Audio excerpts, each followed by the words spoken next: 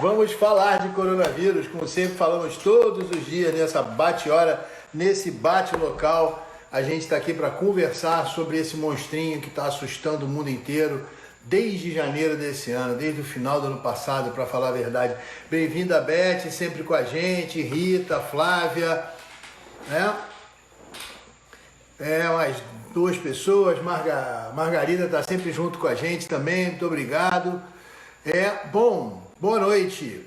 A gente hoje vai falar sobre, a gente vai ter aqui na nossa live a presença de Renê Silva, do Voz da Comunidade, fundador do Voz da Comunidade, originalmente no Complexo do Alemão, mas que na prática hoje já se expandiu e ele conseguiu criar uma grande rede nas comunidades do Rio de Janeiro, e a gente quer muito conversar com ele para entender como é que foi esse trabalho, como é que ele consegue, quais são os cuidados que tem que se ter para conseguir falar para a comunidade, conseguir alcançar as pessoas, né? Porque é uma preocupação que a gente tinha desde o início, e até comentei isso ontem com o Gilberto Schofield, era o fato de que, na prática, se você separar a cidade simplesmente por CEP, ou mesmo por região administrativa, ou mesmo pelas regiões de administrações da área de saúde, muitas vezes elas vão se cruzar e a gente não vai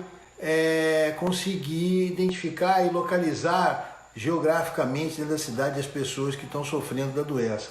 Então isso é muito importante, esse trabalho deles é fantástico, porque conseguiu trazer o dado, né, que a organização formal não conseguiu captar. Isso é muito importante. Bom, eu não fiz gráficozinho de número hoje, mas vamos lá. O mundo tem 9.200.000 casos praticamente, 978. Os Estados Unidos com 2.300.000 e o Brasil com 1.100.000, números redondos, né? Estamos caminhando rapidamente para atingir as 500.000 mortes pelo coronavírus. Os Estados Unidos com 121.000, o Brasil já com 51.000, isso seguindo a Johns Hopkins. Se a gente for para a tabela da Fiocruz, o Brasil tem 1.111.000, um pouco mais, e temos 51.400 casos, né? Isso mostra que a doença continua avançando no país. 23.000 casos novos registrados ontem e 707 novos óbitos no dia 22/6. Notícias dessa semana, a gente tem o dado de que Florianópolis, a partir de amanhã, vai começar a fechar de novo algumas atividades na sua cidade, né, que já estavam abertas. O prefeito de Florianópolis já anunciou ontem que a questão das áreas de lazer, o serviço público não essencial vai ficar fechado, academias comerciais e não comerciais aí vão afetar os times de futebol, ou seja, uma série de restrições causadas por quê? Causadas pelo aumento do número de casos na ilha. E vamos lembrar que Florianópolis foi um exemplo no início, né? Afinal de contas, Florianópolis conseguiu manter o isolamento, manter-se isolada do resto do estado, onde casos estavam acontecendo, embora tenha feito uma abertura precoce. A gente comentou aqui na época. E naquela época, as coisas começavam a se questionar, mas Florianópolis não tem caso. Cara, eu acabei agora de conversar na CBN com um ouvinte nosso, dois ouvintes fizeram a pergunta, por que existe essa diferença de sensação entre a informação que a gente tem de que o número de pacientes está diminuindo nos hospitais privados, o número de pacientes está diminuindo nos internados em CTIs privados, até mesmo em alguns hospitais públicos esse número vem diminuindo, já se anuncia a desmobilização de hospitais de campanha em algumas cidades, né? E a gente continua com o número crescente. Vamos entender uma coisa. Quando alguém sai na rua e é infectado pelo coronavírus, ele começa a ter sintomas, vamos dizer que foi hoje.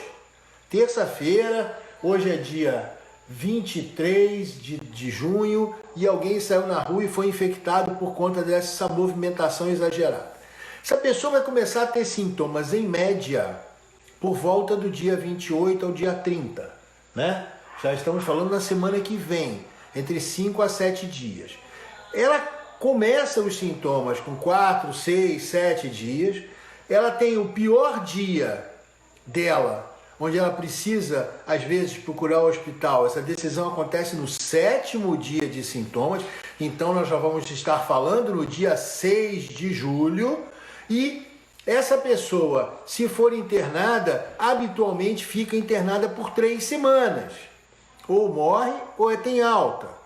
Então nós vamos estar falando de alguém que pegou a infecção hoje, 23 de junho, e pode ser uma morte que vai acontecer daqui a 4 para 5 semanas.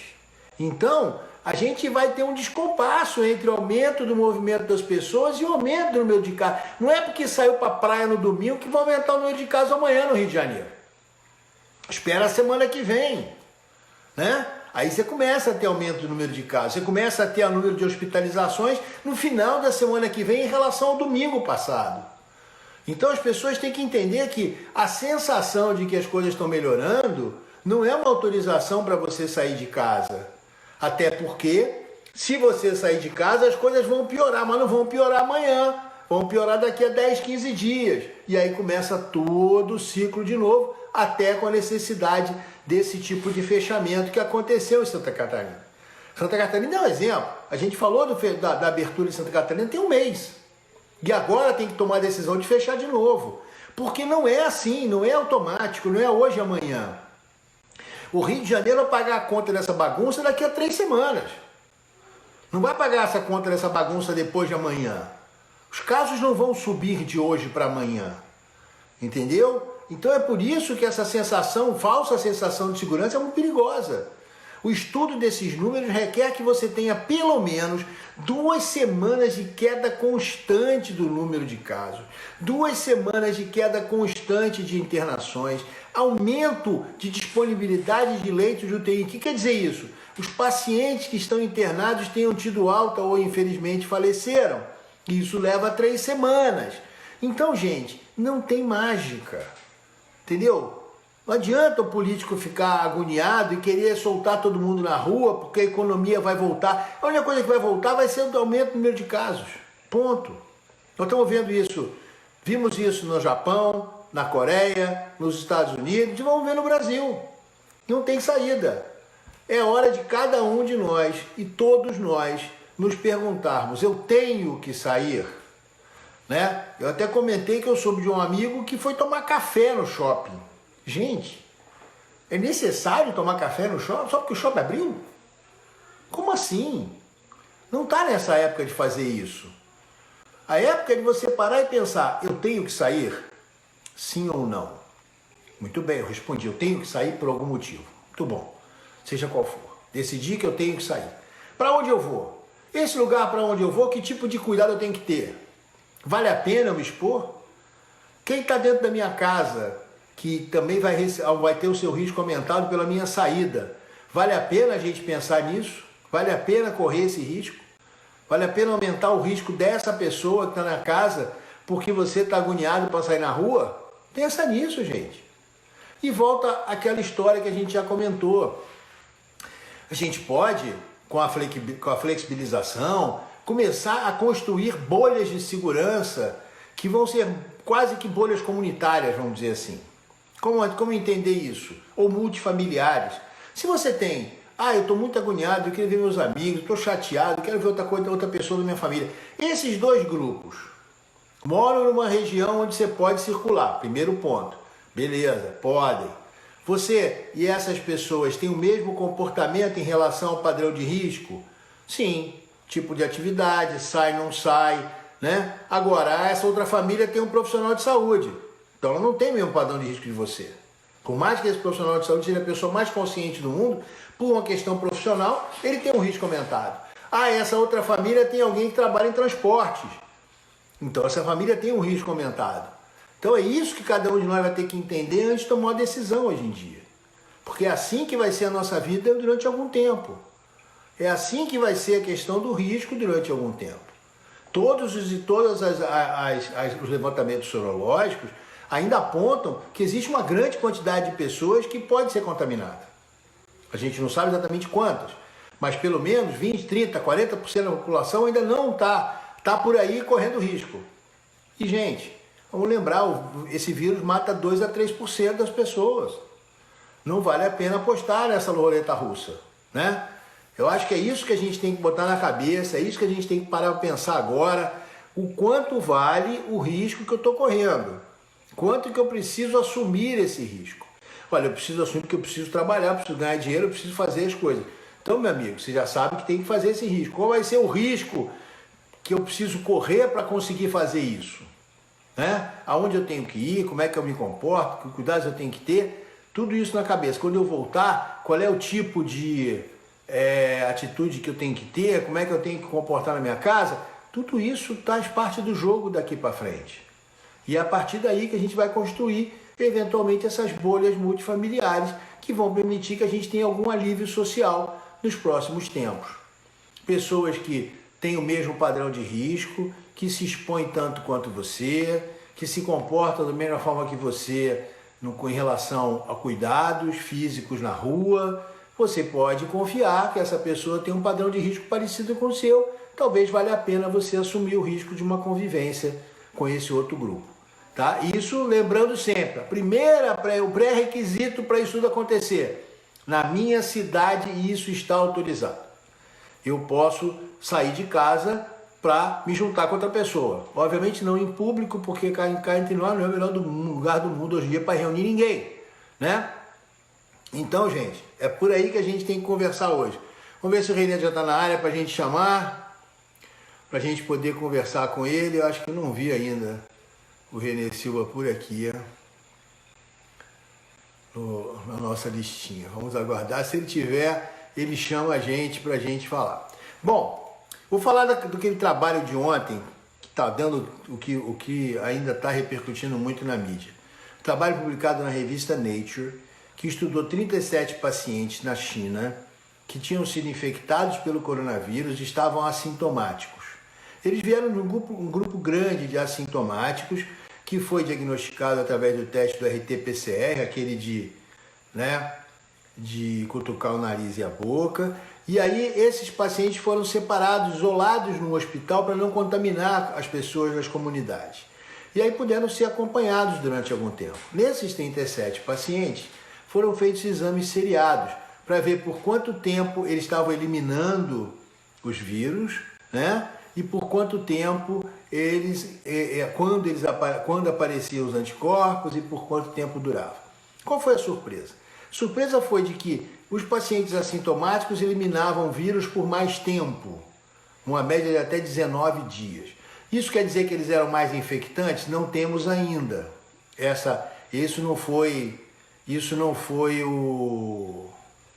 Não conseguiu se evidenciar.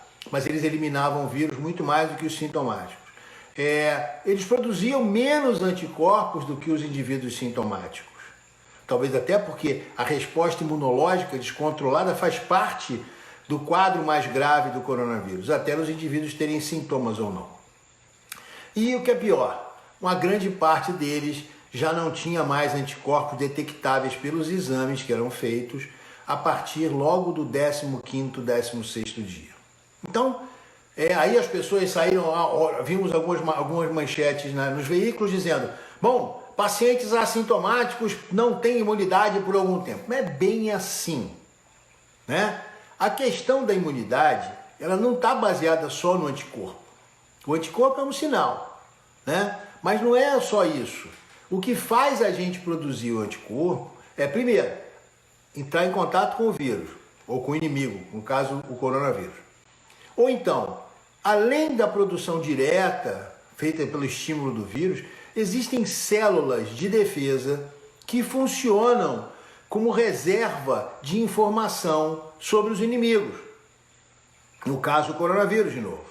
Então, essas células de defesa, elas têm essa informação guardada e se por acaso e quando acontecer de você entrar em contato de novo com esse vírus, elas vão indicar a produção dos anticorpos, né? Ou já aqui, com a ajuda luxuosa do Márcio Trindade, que são os linfócitos de defesa, né? Os linfócitos T. Esses linfócitos são linfócitos que vão induzir a produção de anticorpos. Então, você tem essa imunidade celular. E aí você fala assim, pô, Então o que adianta o teste sorológico? Bom, quando ele é positivo, você sabe que tem anticorpo, é só isso que você pode dizer, né? Ah, esse anticorpo, a gente não tem de maneira comercial. Eu hoje conversei até, troquei as mensagens com o Dr. Hélio Magarino Torres, filho, que é diretor médico do Richer, no Rio de Janeiro, que já até fez uma live com a gente, sobre isso. Perguntei objetivamente, temos como dosar essa resposta celular? Não, não temos resposta celular detectável por exames comerciais. Então a gente fica sem ter esse dado. O mais importante é a gente entender que essa febre de exame sorológico, ela não garante tudo.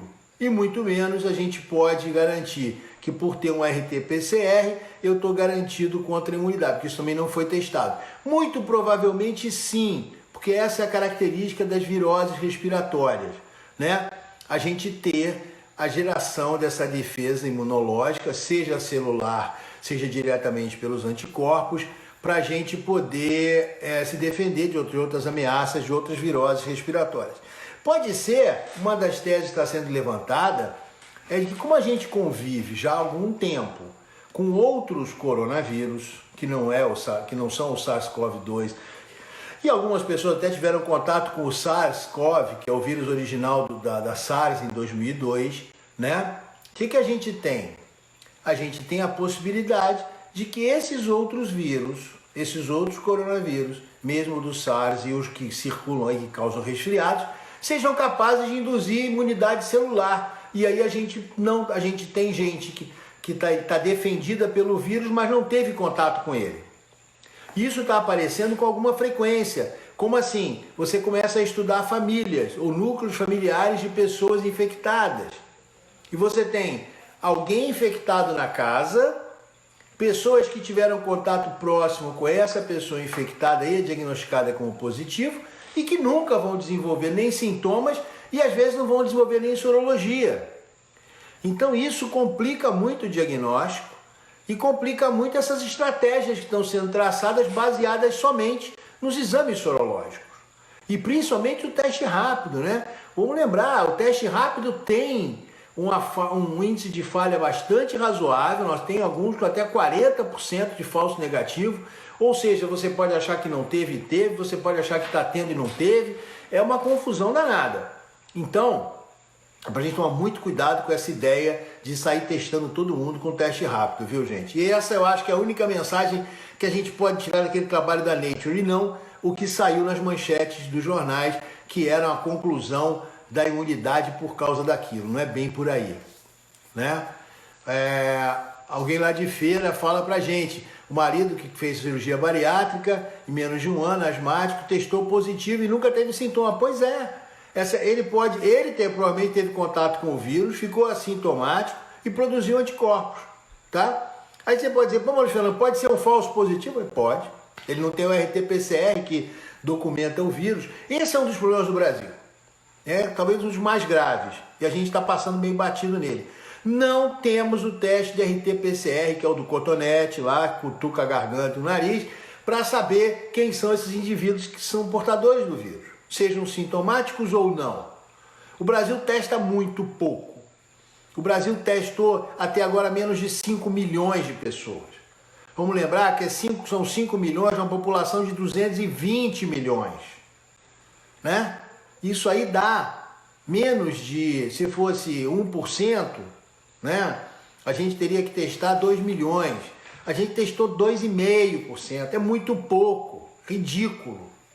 Estados Unidos testou 30 milhões, uma população de 300 também está mal na fita. Testou 10%, é muito pouco. E o que é pior, no Brasil a gente tem um alto índice de teste de RT-PCR positivo. O que quer dizer isso? Eu só estou testando quem está doente. Eu tinha que testar todo mundo, pegar um monte de gente portadora assintomático para ter casos de exame positivo sem sintoma. Então, cara, é isso que a gente precisa fazer. Saber quem são essas pessoas, onde elas estão para isolá-las da sociedade, de uma maneira inteligente. E isso só com teste. E isso a gente não tem, né? Não tem porque não aproveitamos os 3 meses antes, né? Vamos lembrar Essa semana, sexta-feira, a gente vai fazer 4 meses de pandemia. A gente teve 2 meses para se preparar. Mas não, uma gripezinha, porcaria nenhuma, isso não serve para nada. Deu no que deu, gente. Né? E, infelizmente, até colegas médicos, não, isso não vai adiantar nada. Vai vir o calor aí, vai resolver tudo ali. Alguém perguntou sobre o sol, né? Que o sol mata o vírus. Realmente, se deixar o vírus, você espirrar o vírus no sol, ele provavelmente vai secar e morrer. Mas antes disso ele pode pegar em alguém, né? Não é pelo calor que a gente vai ter isolamento. Então você não tinha casos disso em Singapura, onde estava 38 graus, né? Quando a epidemia bateu por lá. Não dá, gente, não dá. Então não adianta. Muita gente ficou com essas coisas que eram mais que a gente chama de wishful thinking, né? É o pensamento positivo. Gostaria que fosse assim, mas não é por isso que vai ser. A natureza não tem perdão. A Elisa está perguntando sobre os testes de vacina que começaram a ser anunciados. Realmente começaram a ser feitos testes em brasileiros, testes da vacina da Universidade de Oxford, que é uma vacina que ela utiliza um outro vírus, um adenovírus de macaco, para carregar para dentro do corpo do ser humano informação genética do coronavírus, do SARS-CoV-2, e a partir daí induzir a reação imunológica. Ela se mostrou segura nas 2 primeiras fases e agora está caminhando para a 3ª fase, onde devem ser testados alguma coisa perto de 20 mil indivíduos, sendo que 2 mil no Brasil. É isso que a gente vai participar dessa pesquisa. Isso garante que a gente vai ter vacina? Não. Vamos deixar bem claro. Tá? Agora se começa a se falar em transferência de tecnologia. Nós temos um parque de produção de vacinas excelente, né? Farmanguinhos é um dos maiores produtores de vacina no mundo, né? O Brasil é um dos maiores produtores de vacina no mundo, basicamente por conta de Farmanguinhos. Agora, isso garante? Não, depende do acordo que for feito.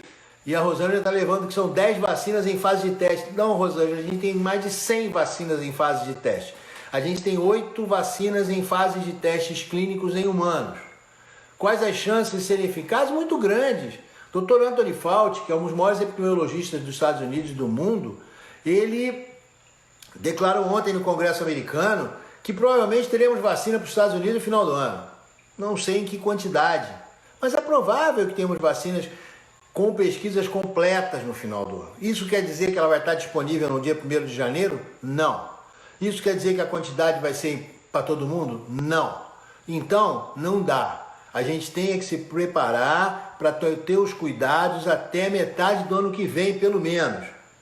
Que aí a gente vai ter. Provavelmente vão aparecer dessas 10 vacinas, umas 8, até as 10 podem dar certo.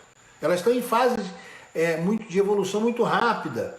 E várias empresas já se juntaram para aumentar sua capacidade de produção, já antecipando que seus resultados iniciais foram muito bons e já aumentaram a capacidade das suas fábricas. Tudo isso é verdade. Agora, a gente tem que terminar os testes e testes com segurança, né? Por que isso é importante? Porque, olha só, vai ser uma vacina para 4 bilhões de pessoas no mínimo, que seria aí alguma coisa miseravelmente 60% da população mundial. Então, o que a gente gostaria que fosse coberto para ter imunidade de rebanho? Né? 60% de 7 bilhões são 4 bilhões e 200. Então, você imagina uma coisa, qual o problema? Se você testa uma vacina em 10 pessoas, dá tudo certo, beleza. Agora, se a chance do problema for muito menor do que 10, você já não pegou. Você também tem chance de não ter pego, não ter descoberto o problema que a vacina pode causar. Aí você testa em 1000. Pô, mas tem chance de ter problema em 10, né? E aí como é que fica? Em 10 mil. Aí eu não peguei, eu não achei, não dei chance para aparecer o problema. Então eu tenho que testar em milhares de pessoas, dezenas de milhares de pessoas, para que eventualmente um problema, um efeito adverso, como a gente chama da vacina, que tenha uma escala de um caso em dezenas de milhares de pessoas que recebam a vacina, para eu poder surpreender isso antes que ela vá para o mercado. É isso que é importante. E aí eu garanto a segurança e, obviamente, tem que garantir a eficácia, ou seja, nessas dezenas de milhares de pessoas, eu tenho que conseguir que a vacina faça o que eu quero que ela faça, que é produzir anticorpos contra o coronavírus. O Tidu pergunta por que a vacina do coronavírus pode ter logo e não tem do HIV. Por uma razão muito simples. Você, para produzir uma vacina, é quando você identifica o inimigo. E você está treinando o seu corpo para identificar o inimigo. Eu costumo dizer que a coisa funciona assim. Vocês estão me vendo hoje de camisa azul, né? Então você sabe que o Luiz Fernando de camisa azul é o Luiz Fernando. Se você olhar de novo essa foto de hoje, você vai lembrar da live de hoje. O problema é o seguinte, se eu trocar de camisa, você talvez identifique. E aí são as variações entre... O problema é que o vírus do HIV ele troca de camisa, troca de cabelo, troca o óculos, bota barba, bota nariz falso, faz cirurgia plástica e aparece diferente. E aí você não consegue identificar o inimigo. Por isso que a vacina não foi descoberta ainda. Você tem que ter alguma coisa que não sofra mutações, que seja bastante estável naquele vírus, para você usar como um elemento que você vai apresentar para o corpo humano. E a partir daí ele vai produzir vacina. E isso a gente não conseguiu achar no HIV ainda. Essa que é a diferença. No coronavírus, a partícula, não, além próprio genoma, partículas de genoma do vírus, ou partículas genéticas, que são muito eficientes para isso, você também tem aquelas pontas da coroa do coronavírus, que são bastante estáveis, são proteínas bastante estáveis, então vem se mostrando um excelente marcador para você usar como uma coisa que você apresente para o ser humano produzir a coisa. Renê Silva chegou? Renê Silva está na área. Então vamos falar. Antônio Fauci falou que 100 milhões poderiam estar prontos. 100 milhões? Gente, 100 milhões pode ser. Os Estados Unidos tem 330 milhões de habitantes. Miseravelmente, fazendo aquela conta que eu fiz, você vai precisar de 200 milhões de doses. Se é que seja uma dose só, para você garantir a vacina. Ele está falando da vacina da Moderna, que é uma vacina de recombinação genética, que foi a primeira a ser apresentada, é a que está em evolução mais avançada por ter sido a primeira, junto com a vacina da Universidade de Oxford, que é essa que é um pedaço do vírus transportado por um vírus de macaco. Vou chamar o Renê para conversa, né? Depois a gente continua conversando outros assuntos, porque coronavírus tem assunto pra caramba, né? Fala, meu caro, tudo bem? E aí, me desculpa o atraso, aqui tá uma loucura total, você imagina, né? Imagino. Boa noite. Não para. Boa noite para todo mundo que está assistindo. A gente está aqui nessa loucura intensa. Chega a doação, aí tem que correr para um lado, chega a outra hora, doação, aí é morador pedindo cesta, pedindo coisa, enfim, é uma loucura total. Mas estamos firmes e fortes aqui. Primeiro eu quero te dar os parabéns, não só pelo seu trabalho original do Voz da Comunidade, que sempre foi um exemplo para todo mundo, mas a capacidade de mobilização que você conseguiu, né?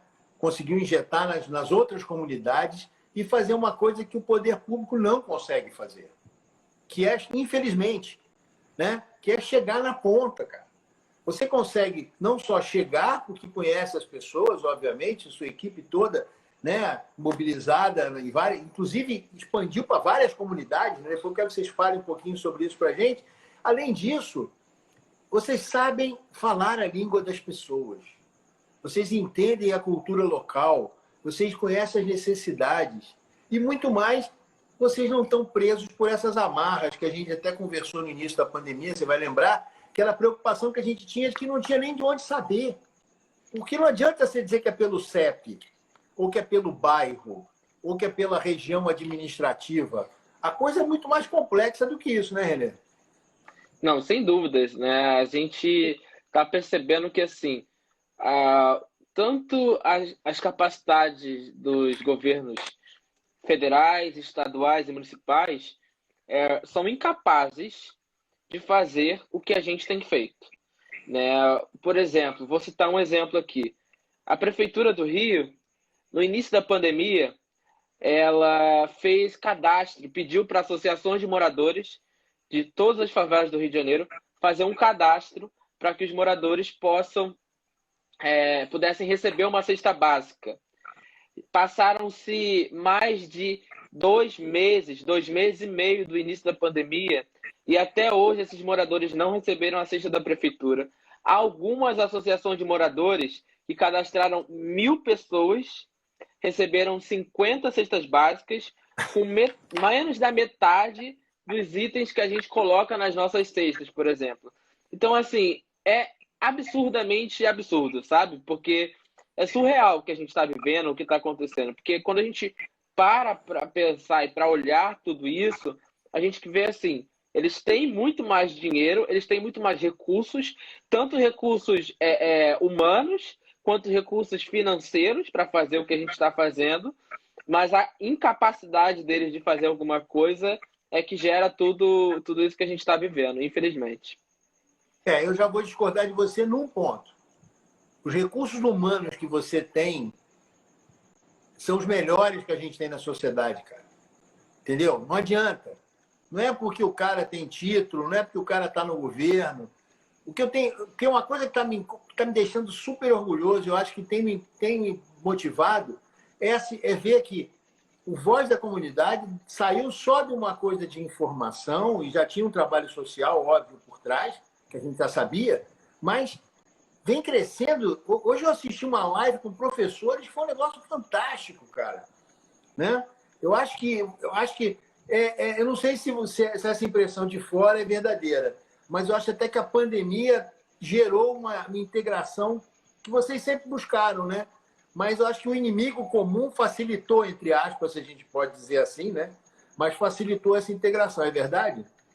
Sim, sem dúvidas. Muitos dos projetos que a gente tinha, né, para fazer a médio e longo prazo, eles foram acelerados, né? Dos projetos que a gente tinha, por exemplo, de expansão do Voz para outros territórios, de capacitação de outros comunicadores comunitários, de agregar mais valores ainda para os nossos trabalhos, para as pessoas, aumentar a equipe. A gente só conseguiu fazer isso durante o momento da pandemia. Para você ter uma noção, a gente conseguiu um recurso para a gente dobrar o número de pessoas que trabalham na nossa equipe. Hoje a gente tem o dobro de pessoas trabalhando, né, do que antes da pandemia. Eu tinha 7 antes da pandemia, agora eu tenho 14 pessoas trabalhando e recebendo diariamente, porque há uma demanda muito maior de produção de conteúdo, de apuração dos fatos, das fake news, das notícias falsas que circulam na internet, de fazer o tempo real. Então, hoje, a nossa demanda é muito maior, e não só para o Complexo do Alemão, para outras favelas também. Tanto que, nas nossas redes sociais, a gente tem feito lives casadas com outras páginas. Então, uma integração que a gente vem falando há muito tempo foi possível agora, durante a pandemia. Por exemplo, a gente tem uma jornalista nossa, a Lana, que ela entra diariamente falando sobre os casos de Covid nas favelas, passando informações, passando notícias das favelas do Rio de Janeiro. Ela entra todo dia no Facebook do Voz. E aí a gente conseguiu fazer uma integração com outras páginas. Agora, Vila Cruzeiro, Vila Kennedy, Rocinha e Cidade de Deus também estão incluídas. Então, essas páginas dessas comunidades transmitem simultaneamente a mesma informação, a mesma live que a gente tem feito na nossa rede. Né? Então, a gente percebeu que durante a pandemia a gente conseguiu sim fazer uma integração muito grande aqui dentro. E esse serviço que você presta, não só para dentro da comunidade, mas eu acho que tem uma coisa que tá visível agora, está mais visível para o resto da cidade, que é justamente essa coisa de essa live. Inclusive tem uma live no Twitter, eu achei esse negócio extremamente moderno, né? Vocês fazem uma live no Twitter, que é uma coisa que não é comum, nem nos meios de comunicação tradicionais. Vocês usam ferramentas muito modernas de comunicação. Isso é um negócio muito interessante, porque vocês estão criando uma agilidade e mostrando que não precisa de grandes estruturas para informar as pessoas, né? Sim, sem dúvida. A gente está investindo cada vez mais em tecnologia, né? Acho que a tecnologia para a informação chegar, a gente sabe que é muito difícil, né? Hoje em dia, muito mais pessoas têm acesso à tecnologia, né? Dentro ou fora da favela. Mas ainda temos uma dificuldade muito grande. Então, assim, tem muita gente analfabeta, tem muita gente que não sabe ler nem escrever, então precisa ouvir um áudio, precisa ver um vídeo para entender o que está acontecendo, o que está falando. Né? A gente mesmo, hoje, por exemplo, uma senhora que veio buscar uma cesta básica, ela estava explicando que ela estava falando pelo número de WhatsApp que a gente disponibilizou, e ela falou que não sabe ler e não sabe escrever. E quem estava ajudando ela era uma vizinha. Então, ela falou que a gente tinha demorado a responder, e aí ela falou que foi em casa. Aí, quando a gente respondeu, ela correu na vizinha para saber o que que era. Aí a vizinha falou que era para ela vir aqui buscar a cesta. E aí ela veio aqui. Então, a gente tem outras inúmeras barreiras, né, aqui dentro da favela. Mas a gente, com a tecnologia, vai tentando enfrentar essas barreiras, vai tentando diminuir a desigualdade social que existe dentro da própria favela também. Então, a gente investiu bastante, né? Por exemplo, agora um aplicativo. A gente lançou um aplicativo recentemente, né, que é o Voz das Comunidades, onde nesse aplicativo a gente já tem, acho que a gente chegou a 12 mil downloads, 10 mil pessoas baixaram o aplicativo, né, de várias favelas, de vários lugares, e ficam informadas diariamente sobre o que está acontecendo em cada território, em cada favela do Rio de Janeiro. Então, a gente pensa sempre como a gente pode fazer com que a tecnologia possa chegar mais longe, chegar a informação em maior número de pessoas, e também contribuir para a mudança social, né? Que através da tecnologia, por exemplo, a gente pede doações para as nossas campanhas, a gente fala do que a gente está fazendo, de como a gente está fazendo e como as pessoas podem contribuir. Isso é uma coisa que eu acho que é muito emocionante o tipo de falar, bicho. Eu acho que isso a gente tem que falar. E uma coisa que já perguntaram aqui é uma coisa. A gente tem muita dificuldade. Eu falo por mim. Eu sinto dificuldade. Eu falo assim, gente, eu falo tanto a mesma coisa e a sensação é que às vezes a coisa não está entrando na cabeça das pessoas, né? Como é que você sente isso? Que todo mundo tem aquela coisa, mas como é que eu vou convencer uma pessoa que está na comunidade a ficar em casa? Criaram-se algumas coisas que eu queria saber de vocês. Primeiro, são realidades ou são mitos? É lógico que as pessoas sabem que quem mora numa comunidade não tem um espaço privilegiado, não tem espaço sobrando em casa. Mas isso não quer dizer que ela não possa se cuidar, né? Então criou-se esse mito de que a doença ia explodir na comunidade porque as pessoas não teriam como se cuidar. E a realidade que a gente está vendo não é bem isso, né? Sim, o que eu percebo aqui é que tem muita gente que ficou de quarentena desde o início e ainda hoje continua. Mesmo com as medidas de afrouxamento, tem muita gente em quarentena, tem muita gente se cuidando, tem muita gente isolada, principalmente as pessoas de grupo de risco. O que eu percebi é que a gente teve um isolamento, né, social muito diferente. Muitas pessoas de grupo de risco permaneceram dentro de casa e outras pessoas que convivem com essas pessoas saíram de casa, foram para algum outro lugar, né? Se sentiram à vontade de ir para um outro espaço, como eu, por exemplo. Na minha família, minha avó é grupo de risco, né? Então, assim, eu não consigo ter contato diariamente com a minha avó, né? Durante o início da pandemia, eu fiquei 1 mês e meio sem ir visitá-la, né? E logo depois eu comecei a ir, mas indo afastado. Quando eu vou lá, por exemplo, no final de semana, eu vou sempre aos domingos, eu fico na escada, ela fica na outra ponta, e a gente conversa de longe, de máscara. Então, assim, tentamos nos cuidar de todas as maneiras possíveis. Mas é um desafio muito grande, principalmente quando se fala do poder público, né? Quando você tem uma coisa, a mais barata para você fazer, para se cuidar, é a higienização com água e sabão. E como você vai fazer a higienização com água e sabão se está faltando água nessa casa? Então, no início da pandemia, a gente bateu muito na tecla. Você lembra, né? Que a gente falou bastante sobre isso. A gente bateu muito nessa tecla de cobrar das autoridades, cobrar da SEDAI, no caso, a Companhia Estadual de Água e Esgoto aqui do Rio de Janeiro, para que eles possam resolver esse problema da falta de água, porque, de fato, as pessoas não conseguiriam se higienizar, se cuidar, se elas ficassem sem água dentro de casa. Então, a gente bateu muito nessa tecla. Então, a gente tem várias frentes, né? Tem uma frente muito importante de comunicação comunitária, a gente tem uma frente muito importante de social, né? E temos uma frente que junta a parte social, de ajuda humanitária, tudo isso, também com a parte de cobrança do poder público, né? Então a gente tem essa missão também de cobrar o que é dever das autoridades. Por exemplo, o que a gente tem feito, né? O Complexo do Alemão, por exemplo, a gente montou um gabinete de crise, né? São 3 instituições do Complexo do Alemão: Mulheres em Ação no Alemão, Coletivo Papo Reto e Voz das Comunidades. Nós montamos um gabinete de crise aqui no Complexo do Alemão para ajudar os moradores, para beneficiar as pessoas que estão precisando nesse momento, para que a gente possa, de alguma forma, ajudar as famílias que estão passando por necessidades. Então, o Complexo Alemão é gigantesco, né? Pelo último censo que teve em 2010, estima-se que são 69 mil habitantes. Então, se são 69 mil pelo censo, a gente sabe que é muito maior do que isso, né? Sem dúvidas. Então, a gente tem esse desafio muito grande de tentar, de alguma forma, ajudar as pessoas que estão mais precisando nesse momento. E aí a gente usa algumas dessas estratégias de guerra, né, de sobrevivência, e tentando fazer com que as pessoas fiquem isoladas, fiquem em quarentena. Mas no início, é muito curioso, né? Mesmo com todo mundo falando na televisão, todo mundo fazendo tudo, quando a gente ia entregar cesta básica para as pessoas, muita gente falava assim: mas por que vocês estão de máscara? O que está acontecendo? Eu não estou entendendo. Então, assim, muita gente não tem acesso à televisão, muita gente não tem acesso à rádio, a jornal. Então, muita gente está realmente isolada do que está acontecendo no mundo, e aí só tem informações através da gente, né? Através de quando a gente chega lá para falar, para mostrar, para explicar as pessoas o que está acontecendo. Então, o que deveria ser, poderia ser do poder público, tem sido um papel das ONGs e da sociedade civil.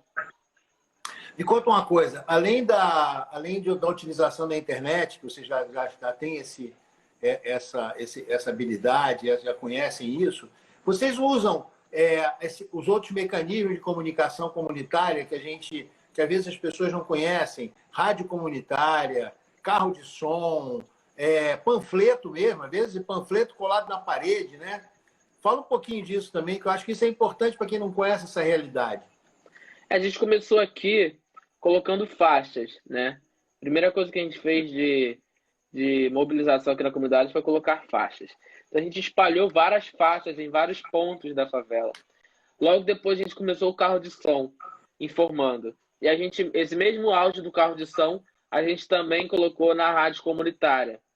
E aí, aos poucos, a gente foi, né, mobilizando, informando, entrando ao vivo todo dia, toda hora, com os nossos repórteres de dentro de casa, para as pessoas entenderem, né, a seriedade do problema, fazendo lives, mostrando como estava a situação e que era um perigo. A gente fez muitas lives, por exemplo, com médicos, né? E isso foi muito curioso, porque assim, muita gente fica assim: eu não acredito na Globo, eu não acredito nisso, eu não acredito naquilo. Tem muita gente com essas teorias da conspiração. E aí, quando a gente fez as lives com os médicos da comunidade, aqui do Complexo do Alemão, por exemplo, muita gente falou assim: nossa, a doutora Nayara está falando, nossa, doutora isso, doutora aquilo. As pessoas se viam nos médicos, porque são os médicos que atendem eles no dia a dia.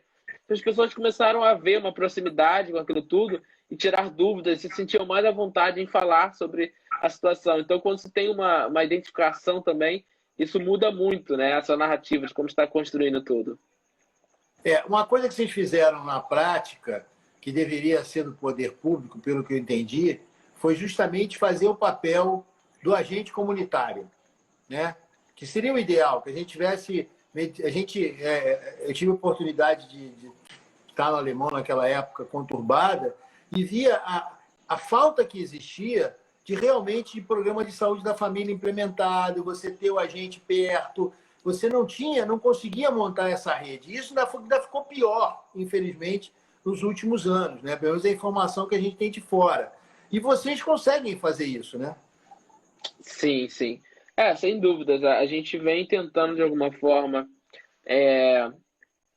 fazer com que essa rede, né, de comunicadores, não só do Complexo Alemão, mas de outras favelas em geral, para que a gente possa se conectar e passar informações verdadeiras, que é um trabalho muito sério, sabe? É um trabalho que a gente pensa muito antes de publicar. É um trabalho que a gente tem todo um cuidado com as pessoas que estão sendo entrevistadas, com a vulnerabilidade que elas se expõem, né, a determinados assuntos.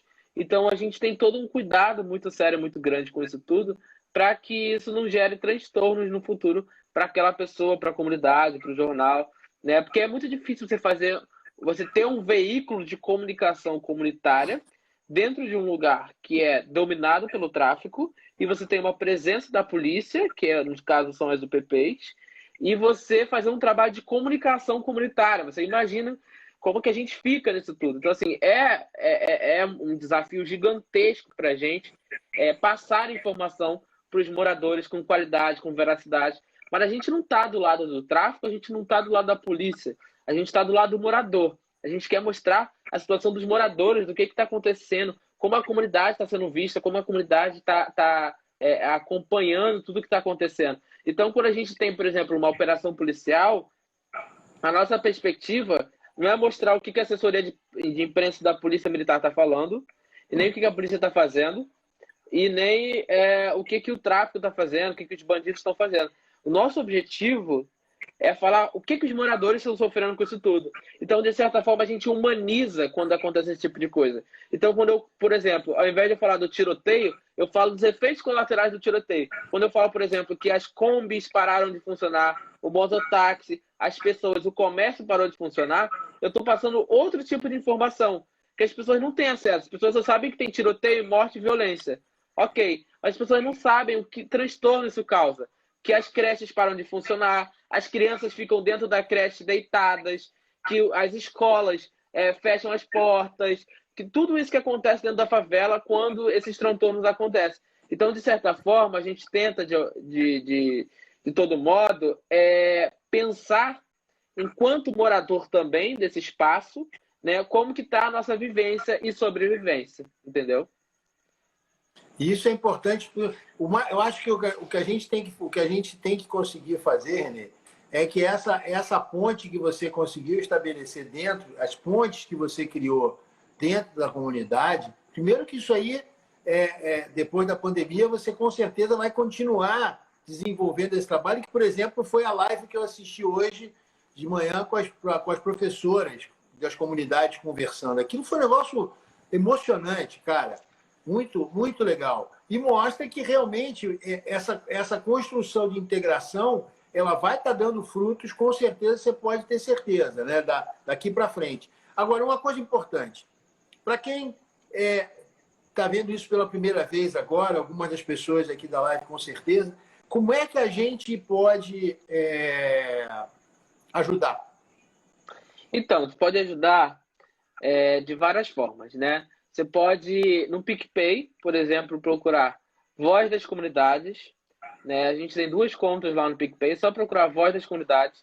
As 2 contas são nossas, você pode fazer sua doação, pode contribuir. A gente tem projeto do Gabinete de Crise do Alemão, nós temos o Prato das Comunidades, que é aquele projeto das quentinhas, que a gente está distribuindo 1.000 quentinhas por dia. Gente, é um desafio muito grande, porque cada dia nos custa R$ 4.300. São 1.000 quentinhas por dia entregues. A gente conseguiu no início alguns empresários bancando essa história toda e logo depois a gente percebeu que a gente precisava fortalecer uma campanha para a sociedade civil como um todo também apoiar. E a gente começou uma campanha na sexta-feira passada agora, hoje é terça, e a gente percebeu que já temos um número bem grande de doações. A gente já vai garantir pelo menos mais 15 dias aí do projeto funcionando. Então, nós temos um desafio aí de conseguirmos doações, de conseguirmos mais pessoas contribuindo com a gente, né, para que possam ajudar. A gente tem o PicPay, tem outras formas de doação, tem o PayPal, tem todas as formas de doação. Faz o seguinte, vai no site vozdascomunidades.com.br, lá vai ter uma aba Como Doar, lá você vai saber de tudo.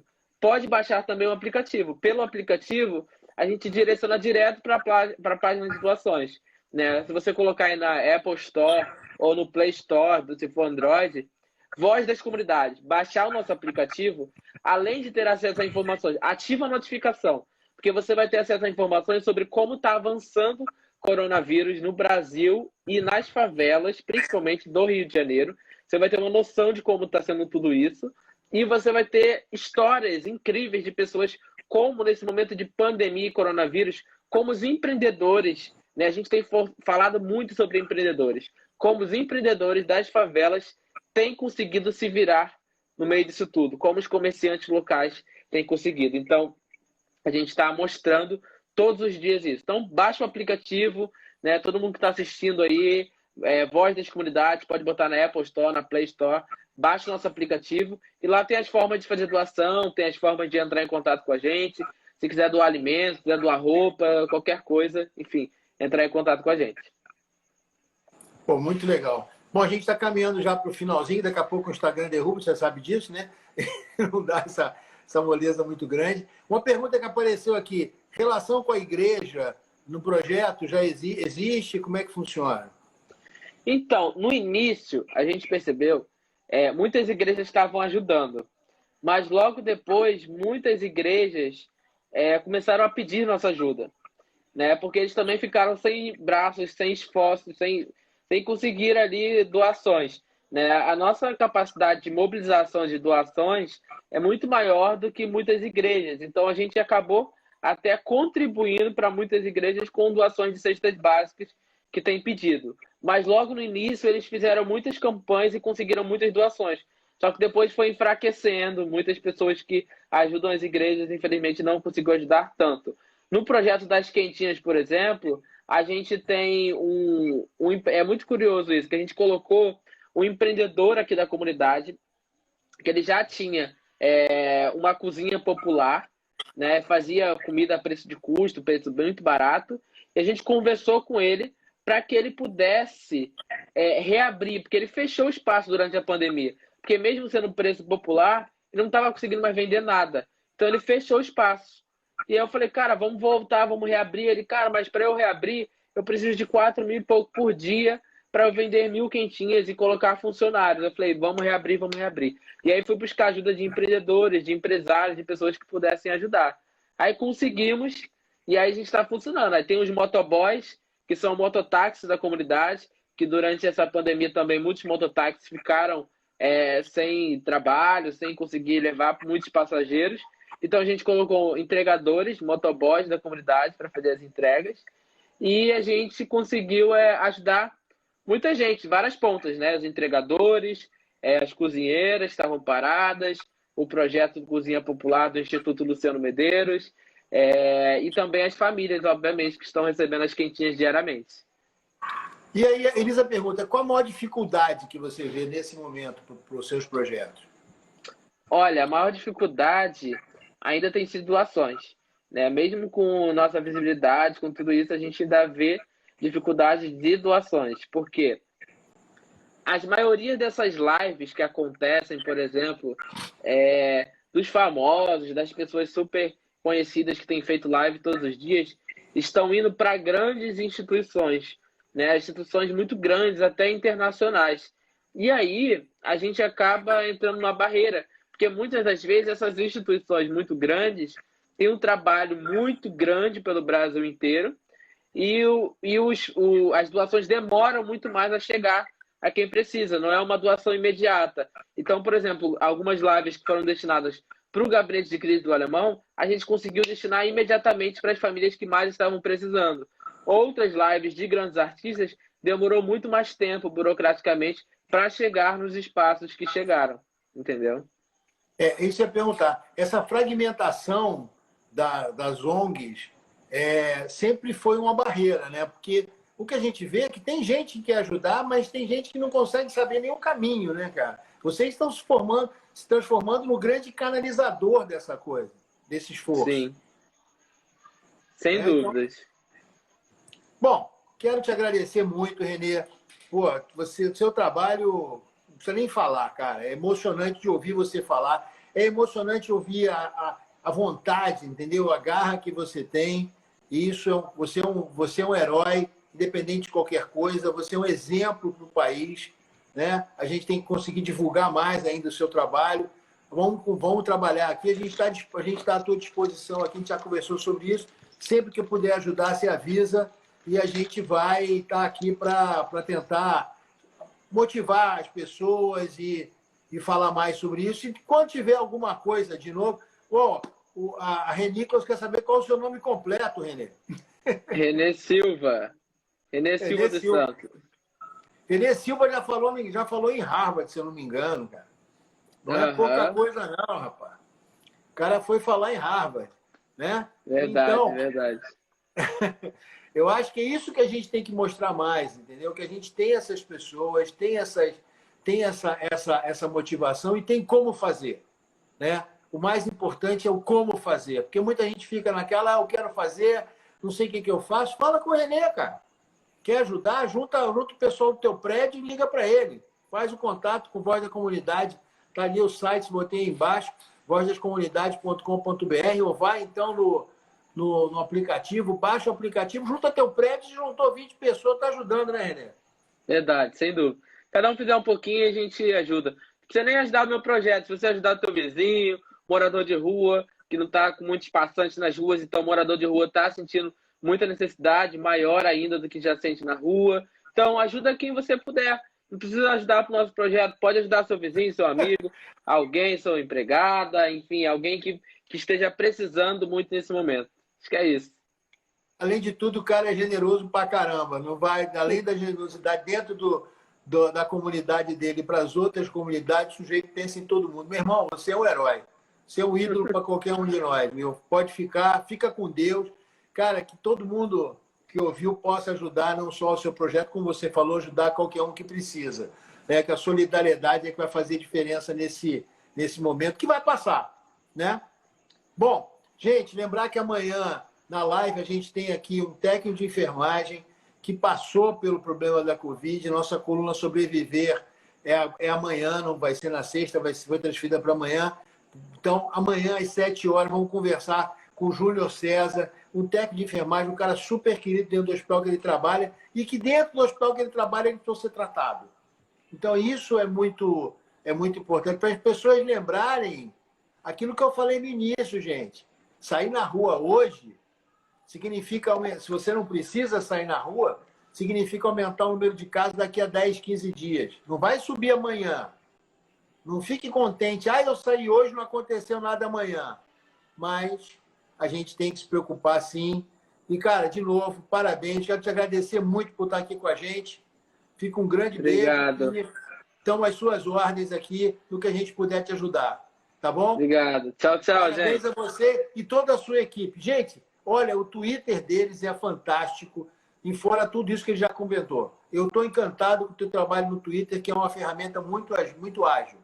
Grande abraço, cara. Abraço. Beijo em todos aí. Se cuidem. Beijo do Doc para todo mundo.